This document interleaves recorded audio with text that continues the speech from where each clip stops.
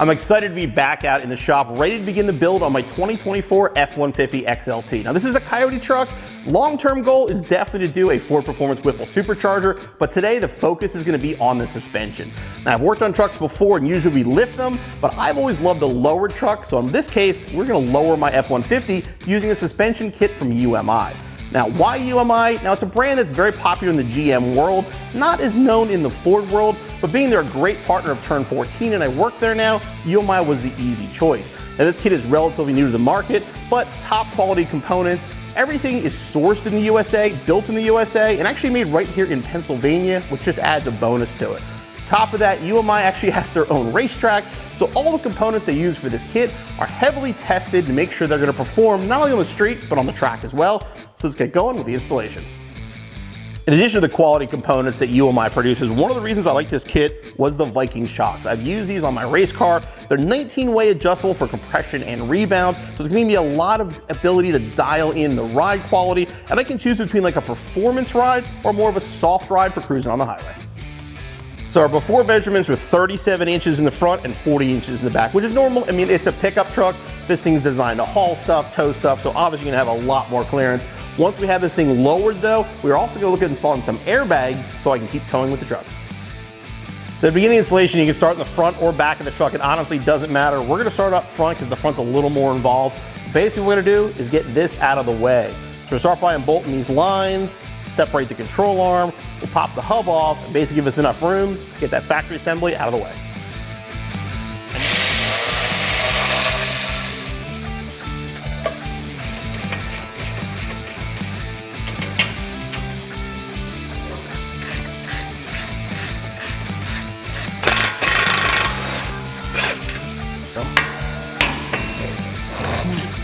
So this is only for the four-wheel drive truck, but pop this cap off to release the axle.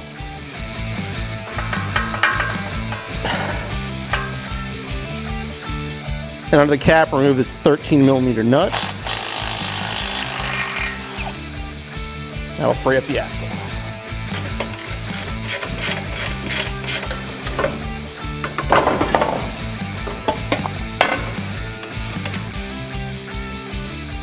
All right, now we're gonna assemble our Viking coilovers. Obviously grab the one with the thread as it is a coilover for the front. Instructions are actually pretty good on how these go together, but so we're just gonna throw them together here pretty quick. Actually slide in.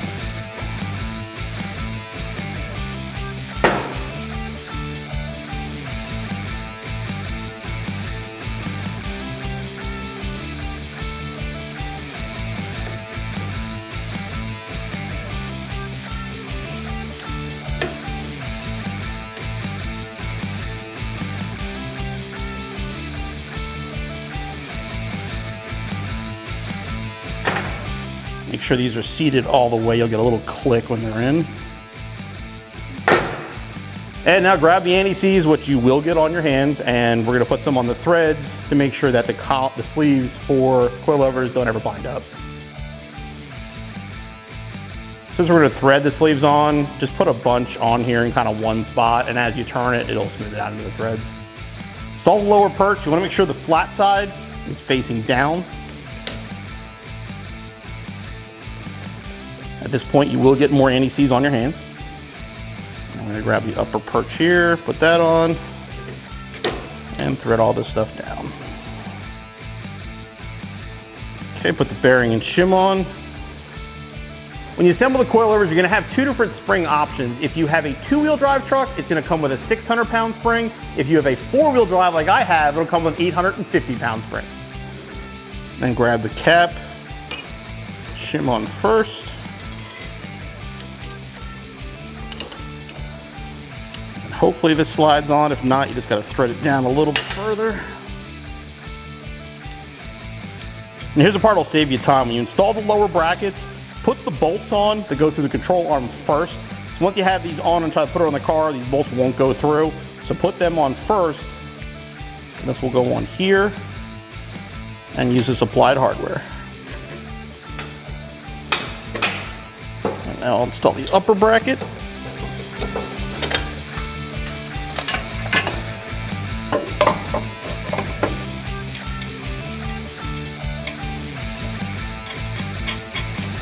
And now you gotta kind of lift everything up into place. An extra set of hands will definitely come in handy here. We're probably gonna stand in front of the camera by mistake, but.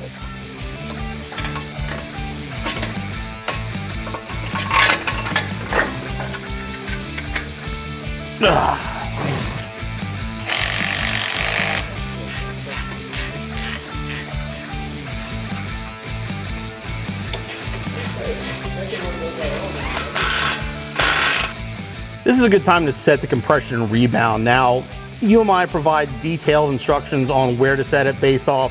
If you're looking for comfort, street, race, drag, autocross, whatever, we're gonna start with 4 on compression and 8 on rebound, which should give us a nice ride for the street. All right, we're done with the front here. We're gonna repeat the process on the other side, then move on to the rear, and then we'll come back here when we're done and adjust our ride height. So on the front, you can kind of do one side at a time. The rear, you sort of have to do it all at once. You're gonna start by taking off both of our shocks, removing the factory bump stops, and then we have to actually separate the springs from the truck and remove the springs. So you wanna make sure you label these because they have to go back on the correct side, and you wanna support the rear end. But again, we're gonna start with the shocks and then work our way to the springs.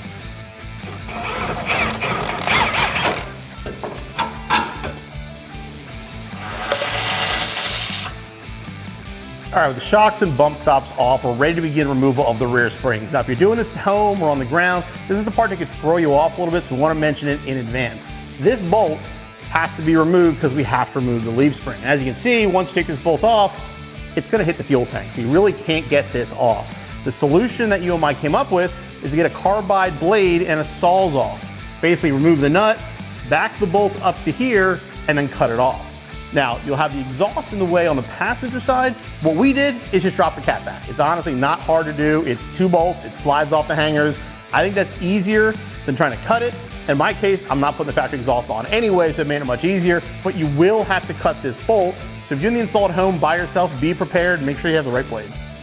All right, since we do have to remove the leaf springs, the rear will be hanging free at that point. You wanna support it. Pull jacks are best, but you can put a jack in the middle if you need to.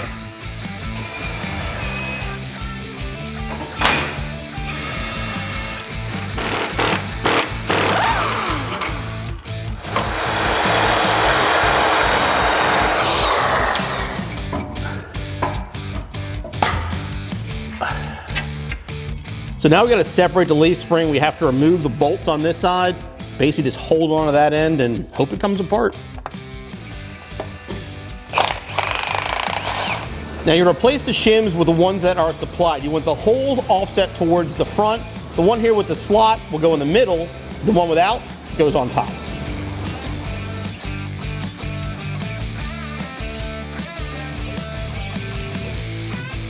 You want to make sure the nut is on the outside, just the same way the factory setup was. All right, now grab the front spring mounts. They are offset, so they only fit on one side.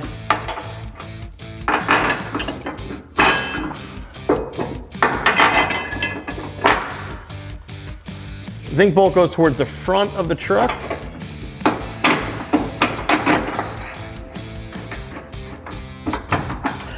Now we're ready to put the leaf spring back up into place here.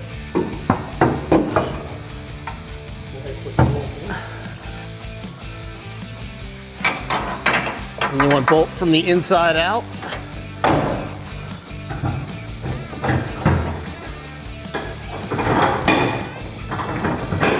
Woo! Now installing these flip brackets, it depends on leaf springs. If you have a steel leaf spring, the higher end, which should have a notch, it might not, but it should. The taller side goes forward. If you have composite springs, this will go towards the back. Before we tighten everything up, we're gonna install our Viking shocks.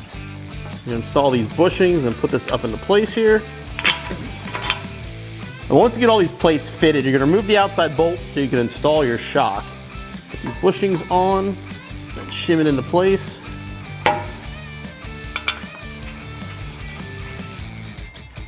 Now we'll do the upper shock mount. You're gonna wanna pull the shock out. Jack the rear up if you need to into place to get it to line up.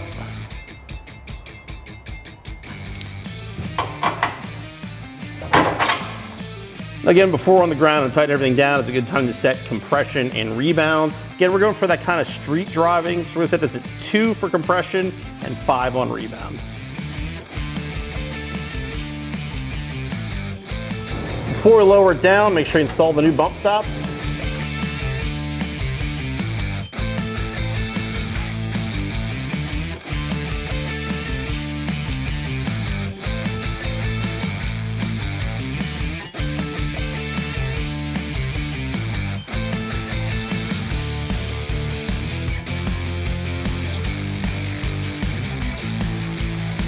So when we shot this video, my plan was to do the close in a couple weeks after. So I put some miles on the truck to get a feel for it. A couple weeks turned into a couple months, but I put about 4,000 miles on my UMI suspension, so I have a good feel for the suspension. Overall, I gotta say, I am really happy. The ride is good. I love the stance. You know, we've messed with the stance a little bit. I've settled to about 3 inches in the front and 5 inches in the back. Again, it is fully adjustable. You can go lower. This is kind of where I wanted it for ride quality and the stance that I was trying to get out of the suspension. Now, a couple things have changed since we shot the video. We were working with UMI, giving them some back and forth on the kit, how the installation went. They did change the rear shock mounts. So if you buy a kit and watch this video, you are now gonna get an aftermarket mount from UMI that works way better than the factory location. We've also changed a couple things in the instructions. The one thing I wanna mention is the leaf springs. There's a composite spring and a steel spring. If you happen to have, my truck had a composite and a steel, so I wasn't sure what to use. If you have any sort of composite leaf spring, make sure you follow the instructions for composite. So even if it's composite and steel, use the composite instructions. That's gonna allow you to get everything basically right as far as your pinion angle and stuff like that goes.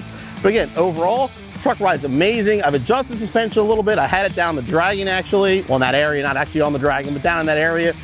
The truck handles the curves really well once you tighten the shocks up. When you loosen them up though, it's still a great daily driver. So obviously when it comes to suspension, one of the things that everybody asks is how does it ride? And you know, I've modified a lot of vehicles over the years. I've lowered things. I've had coilovers and coil springs and airbags and every other thing you can lower your car with. So when you lower your vehicle, you know, you're gonna change things. You know, it's a suspension that's designed for performance.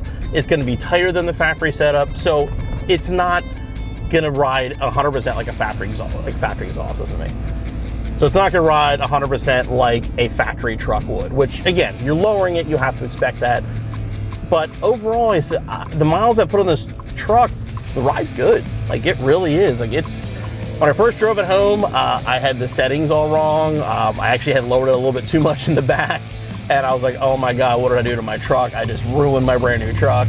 But once I adjusted the shackles, you know, got everything set up the way I wanted to, the ride now is very good. I mean, I've had friends jump in the truck and even they're like, it drives like a stock truck. I mean, you get on an on-ramp and a nice curvy road and the handling is actually impressive for a big, heavy crew cab truck like this.